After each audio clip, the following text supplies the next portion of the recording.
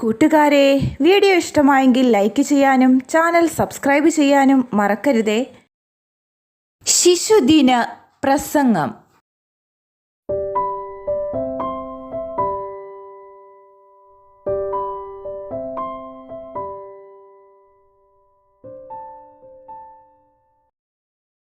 നമസ്കാരം. ജനാധിപത്യത്തിൻ്റെയും സ്വാതന്ത്ര്യത്തിൻ്റെയും പരിരക്ഷ, സാമൂഹിക അസമത്വങ്ങളുടെ നിർമ്മാർജ്ജനവും ദാരിദ്ര്യത്തിൽ നിന്നുള്ള ജനകോടികളുടെ മോചനവും, സാമ്പത്തിക പുരോഗതിയും സമത്വവും. 73 വർഷങ്ങൾക്ക് മുൻപ് സ്വാതന്ത്ര്യത്തെ സ്വാഗതം ചെയ്തുകൊണ്ട് ഭാരതത്തിൻ്റെ പ്രഥമ പ്രധാനമന്ത്രി വികാരനിർഭരമായ പ്രസംഗത്തിൽ മുൻപോട്ട് വെച്ച സ്വപ്നങ്ങളാണിവ. ശക്തമായ ഈ ലക്ഷ്യങ്ങൾക്കപ്പുറം ഇന്ന് നമ്മൾ സംസാരിക്കാൻ പോകുന്നത് വ്യക്തമായ ആ ലക്ഷ്യബോധത്തിന് ഉടമയായ ആധുനിക ഇന്ത്യയുടെ ശില്പി പണ്ഡിറ്റ് ജവഹർലാൽ നെഹ്റുവിനെ കുറിച്ചാണ്. അദ്ദേഹം അതിരറ്റു സ്നേഹിച്ച ഭാവി ഭാരതത്തെ പടുത്തുയർത്തേണ്ട കുട്ടികളെക്കുറിച്ചാണ്. നവംബർ 14 അദ്ദേഹത്തിൻ്റെ ജന്മദിനം. സ്വാതന്ത്ര്യ സമര സേനാനിയും ശക്തനായ നേതാവും രാഷ്ട്രശില്പിയും കുട്ടികളുടെ ചാച്ചാജിയുമായ ജവഹർലാൽ നെഹ്റുവിനായി രാജ്യം മാറ്റിവെക്കുന്ന ദിവസമാണിന്ന്.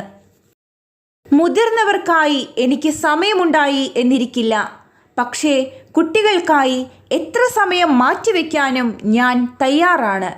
ചാച്ചാജിയുടെ ഈ വാക്കുകൾ കുട്ടികൾക്കായുള്ള അദ്ദേഹത്തിൻ്റെ വാത്സല്യത്തെ ഏറെ സൗന്ദര്യത്തോടെ വർണ്ണിക്കുന്നു.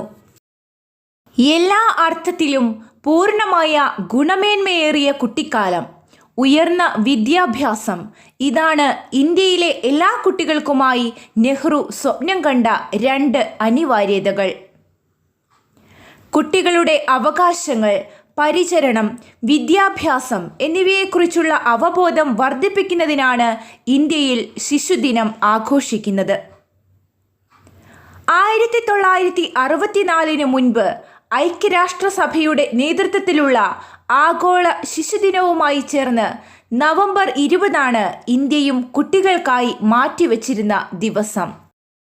എന്നാൽ 1964 നെഹ്റുവിൻ്റെ മരണത്തിന് ശേഷം ശിശുക്കളോടുള്ള ചാച്ചാജിയുടെ നിർവ്യാജ സ്നേഹത്തിന് ഭാരതം നൽകിയ അകളങ്കമായ ആദരവാണ് അദ്ദേഹത്തിൻ്റെ ജന്മദിനം ശിശുദിനമായി കൊണ്ടാടുവാൻ തീരുമാനിച്ചത്. ഇന്നത്തെ കുട്ടികളാണ് നാളത്തെ ഇന്ത്യയെ നിർമ്മിക്കുന്നത്. ഭാരതത്തിൻ്റെ ഭാവി നിർണയിക്കുന്നത് നമ്മൾ എങ്ങനെ അവരെ വളർത്തിയെടുക്കുന്നു എന്നതിൻ്റെ അടിസ്ഥാനത്തിലാണ്.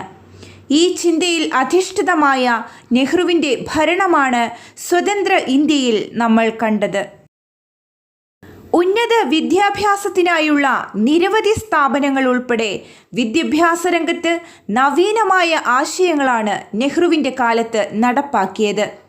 പ്രാഥമിക വിദ്യാഭ്യാസം പൂർണ്ണമായും സൗജന്യമാക്കി. ഗ്രാമങ്ങൾ തോറും ആയിരക്കണക്കിന് വിദ്യാലയങ്ങൾ നിർമ്മിച്ചു. യുവജനങ്ങളുടെ വികസനം ലക്ഷ്യമാക്കിക്കൊണ്ടുള്ള നെഹ്റുവിൻ്റെ ദീർഘവീക്ഷണമാണ് All India Institute of Medical സയൻസും ഇന്ത്യൻ ഇൻസ്റ്റിറ്റ്യൂട്ട് ഓഫ് ടെക്നോളജിയും യാഥാർത്ഥ്യമാക്കിയത്. അതുകൊണ്ട് തന്നെ സ്വാതന്ത്ര്യ സമര സേനാനി, ഭരണതന്ത്രജ്ഞൻ എന്നീ നിലകൾക്കപ്പുറം പ്രവർത്തിച്ചുകൊണ്ട് നൈപുണ്യമേറിയ ഒരു വിദ്യാഭ്യാസ പൈതൃകം രാജ്യത്തെ കുട്ടികളുടെ വികസനത്തിനായി സൃഷ്ടിക്കാൻ ജവഹർലാൽ നെഹ്റുവിന് സാധിച്ചു.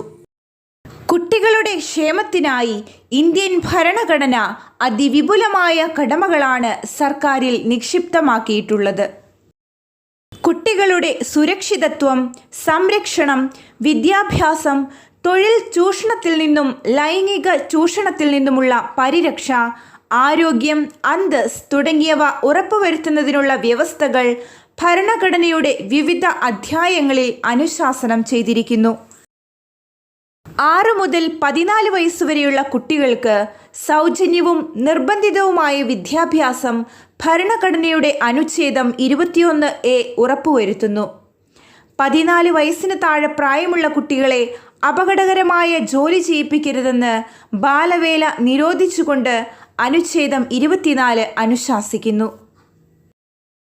ശിശു പരിചരണത്തിനും 6 വയസ്സിന് താഴെയുള്ള കുട്ടികളുടെ വിദ്യാഭ്യാസത്തിനും അനുച്ഛേദം 45 പ്രാധാന്യം നൽകുന്നു.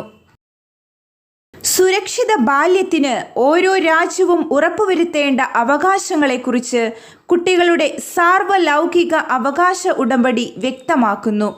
പ്രധാനമായും 4 അവകാശങ്ങളാണവ: അതിജീവനം, ഉന്നമനം, സംരക്ഷണം, പങ്കാളിത്തം.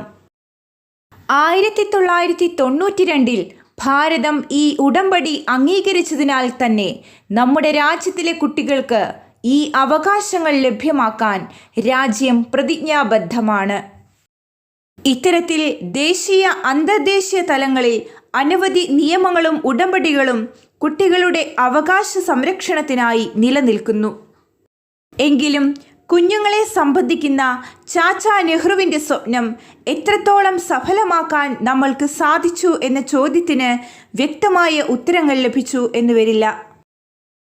കളിച്ചും ചിരിച്ചും ചിലവഴിക്കേണ്ട ബാല്യത്തിൽ തന്നെ ജീവിതത്തിൻ്റെ ദുർഭരമായ ചുമട് വഹിക്കാൻ നിർബന്ധിതരാവുന്ന കുട്ടികൾ രാജ്യത്ത് ഇന്ന് ഒട്ടേറെയുണ്ട്.